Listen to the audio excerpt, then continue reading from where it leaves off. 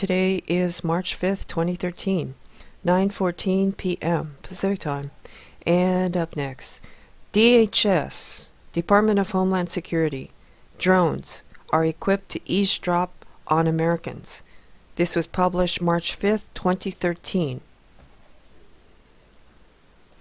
The U.S. Department of Homeland Security already has an arsenal of drones to be deployed for whatever the agency deems fit, but the actual capabilities of those vehicles exceed what many Americans may expect.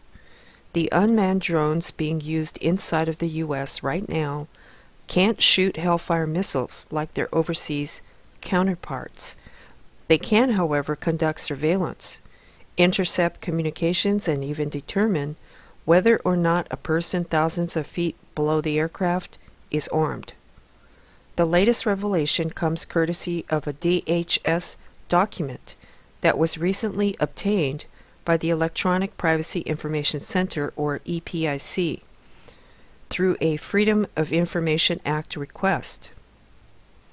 After analyzing a partially redacted drone performance specification file received through their FOIA plea, EPIC said that records indicate the Bureau of Customs and Border Protection is operating drones in the U.S. capable of intercepting electronic communications.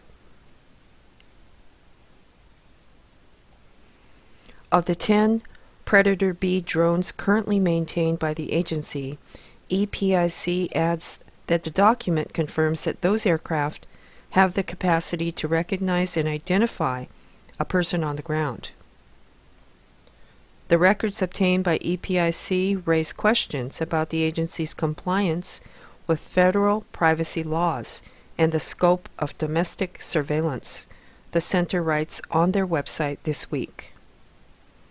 Speaking to CNET, EPIC's Open Government Project Director, Ginger McCall, says the discovery shows just how dangerous drones could be to the privacy of the millions of Americans who could have drones overhead right at this moment.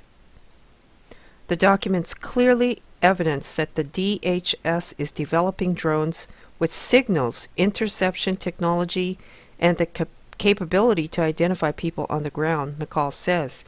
This allows for invasive surveillance, including potential communication surveillance that could run afoul of federal privacy laws.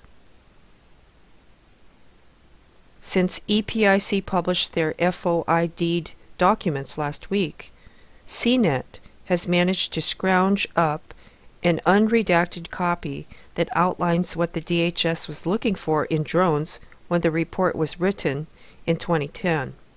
Specifically, the performance specifications note that while the DHS is not implementing drones for eavesdropping on America right now, further tasks such as communication relay and interception, although not yet evaluated in the field, are assessed to also be best performed by the unmanned aerial drones. Additionally, DHS drones must be capable of identifying a standing human being at night as likely armed or not, and be capable of marking a target into a retrievable database. No information is given as to what database that refers to, but a Homeland Security official speaking on condition of anonymity tells DHS that the drones lack, for now at least, the ability to read a subject's face to find out who they are. The drones are able to identify whether movement on the ground comes from a human or an animal, but that they do not perform facial recognition.